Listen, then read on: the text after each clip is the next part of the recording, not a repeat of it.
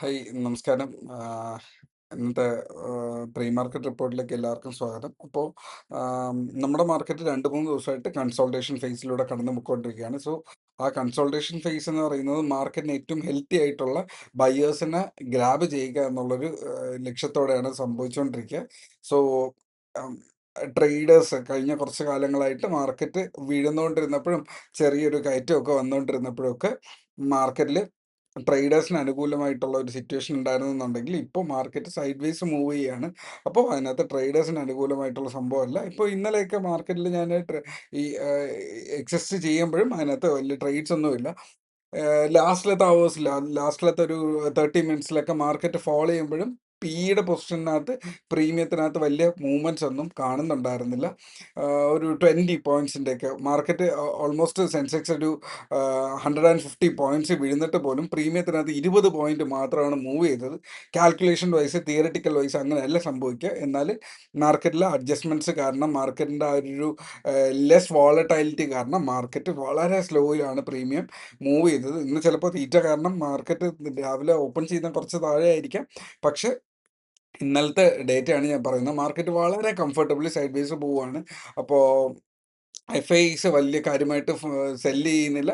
ഇന്നലെ മൊത്തത്തിൽ തന്നെ 1000 കോടി രൂപയ്ക്ക് താഴെ ബൈയും സെല്ലും ഒക്കെ നടന്നിട്ടുള്ളൂ. മാർക്കറ്റ് വളരെ കംഫർട്ടബിളി നിൽക്കുകയാണ്. പക്ഷേ നിഫ്റ്റിയുടെ എക്സ്പയറി വരുന്നുണ്ട്. നാളെ സെൻസെക്സിൻ്റെ എക്സ്പയറി വരുന്നുണ്ട്. സോ, ഇന്ന് വോളിയൂംസ് കൂടുന്നുണ്ടായിരിക്കാം. എന്നാലും മാർക്കറ്റിൽ കൺട്രോൾഡ് ഏരിയ എന്ന് പറയുന്നത് 24,000 ടു 24,100 ആണ്. എന്നാലും അത് 240 വരെയാണ് നമ്മുടെ ലെവൽസ്. കൃത്യമായിട്ട് നമ്മുടെ പ്രീ മാർക്കറ്റ് അനാലിസിസ് അറിയുന്ന ആൾക്കാർക്കറിയാം.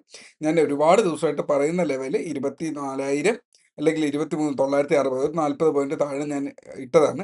അടുത്ത് 24,100, 24,240, അത് കഴിഞ്ഞാൽ 380, 440 നമ്മുടെ ടാർഗറ്റ്സ്. അപ്പോൾ റെസിസ്റ്റൻസ് ഏതാണെന്ന് ചോദിച്ചാൽ 240 റേഞ്ചിൽ ഒരു 240 കുറച്ച് മേളിലേക്ക് താഴേക്ക് ഒരു റെസിസ്റ്റൻസ് കാണുന്നുണ്ടാവാം. ആ 240 നിന്ന് മൂവ് ചെയ്യപ്പെട്ട് കഴിഞ്ഞാൽ 350 ടു 440 വരെ മൂവ് ചെയ്യാൻ 500 റേഞ്ചിലേക്ക് പോകാനുള്ള സാധ്യത ഉണ്ട്. 500 റേഞ്ചിലൊക്കെ ആയിരിക്കും അടുത്തൊരു റെസിസ്റ്റൻസ് വരാൻ സാധ്യത. അപ്പോൾ ഈ 440 വരെയുള്ള മൂവ്മെൻറ്റ് ശ്രദ്ധിക്കുക. താഴേക്ക് വന്നു കഴിഞ്ഞാലും 960 അതിൻ്റെ കുഷനിങ് റേഞ്ച് ആയിട്ടാണ് ഇപ്പോൾ ഇത്രയും ദിവസമായിട്ട് വർക്ക് ചെയ്യുന്നത്. സോ 23,100, 24,100, 24,000 എന്നുള്ളൊരു ലെവൽ നോക്കാം. കുറച്ചുകൂടെ താഴേക്ക് നോക്കിയാൽ 23,920, 880 അടുത്ത സപ്പോർട്ടായിട്ട് നോക്കാം. താഴേക്ക് 880, 800, 720 എന്നിങ്ങനെ സ്ട്രോങ് ആയിട്ടുള്ള ലെവൽസ് ഉണ്ട്. സോ, ഇത് വാച്ച് ചെയ്തിട്ടായിരിക്കണം നമ്മൾ നമ്മുടെ ട്രേഡിനെ പ്ലാൻ ചെയ്യുക എന്നുള്ളത്. ഓക്കെ, ചാർട്ടിലേക്ക് കടന്നു കഴിഞ്ഞാൽ ഒരു സെക്കൻഡ്.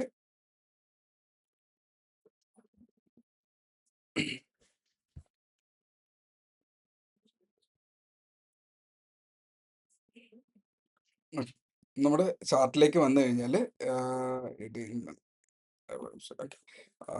ICC ബാങ്കിൻ്റെ ചാർട്ട് നിങ്ങൾ നോക്കി വെക്കുക. അതിനകത്തൊരു ബുള്ളിഷ്നെസ് വരാനുള്ള ഒരു സാധ്യത കാണിക്കുന്നുണ്ട്.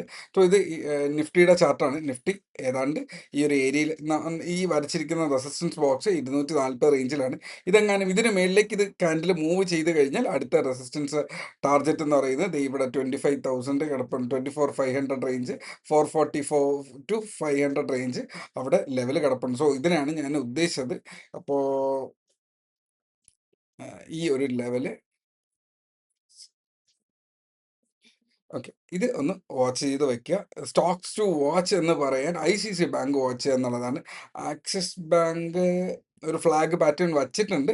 ഒന്ന് കീപ്പ് ചെയ്ത് വച്ചിരിക്കുക. ബിക്കോസ് ഇതൊരു ഒരു ട്രെൻഡ് ലെവലാണ്. ഇപ്പോൾ ഇതിൻ്റെ ട്രെൻഡ് ലെവൽ ജസ്റ്റ് നോക്കിയാൽ ബാങ്ക് നിഫ്റ്റിയിലാണ് ഇപ്പോൾ ബുള്ളിഷ്നെസ് അത്യാവശ്യം നിൽക്കുന്നത്. സോ, സ്റ്റോക്സ് വാച്ച് ചെയ്യുന്നതിൽ തെറ്റില്ല. സോ, സപ്പോർട്ടിൽ ഇത് ബ്രേക്ക് ചെയ്തു. 1340 എന്നുള്ള സപ്പോർട്ട് ഇത് ടച്ച് ചെയ്തു. തിരിച്ച് വീണ്ടും കയറാനുള്ള ഒരു സിറ്റുവേഷൻ ആണ് സെറ്റ് ചെയ്ത് വെച്ചിരിക്കുന്നത്. സോ, ഈ രണ്ട് സ്റ്റോക്സ് നോക്കുന്നതാണ് ഏറ്റവും ബെറ്റർ. HDFC ബാങ്കിനേക്കാളും ബെറ്റർ അതാണ്. എന്നാൽ HDFC ബാങ്ക് നമുക്ക് ഗുഡാണ്. ഡിപ്പിൽ കിടക്കുവാണ്. ഈ സ്റ്റോക്സ് ഒക്കെ വാച്ച് ചെയ്യുക എന്നുള്ളതാണ്. ബാങ്ക് നിഫ്റ്റി സ്റ്റോക്സ് നോക്കുക എന്നുള്ളതാണ്.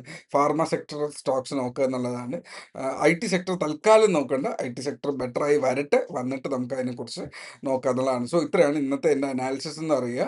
അപ്പോൾ ഇതിലെന്തെങ്കിലും നമ്മുടെ ടെലഗ്രാം ഗ്രൂപ്പ് സെറ്റായി വന്നിട്ടുണ്ട്. അപ്പോൾ ടെലഗ്രാം ഗ്രൂപ്പിനകത്ത് ആവശ്യമുള്ളവർ ജസ്റ്റ് ഒരു ഹായ് ഇടുക. അവിടെ അനാലിസിസ് വരുന്നുണ്ടാവും.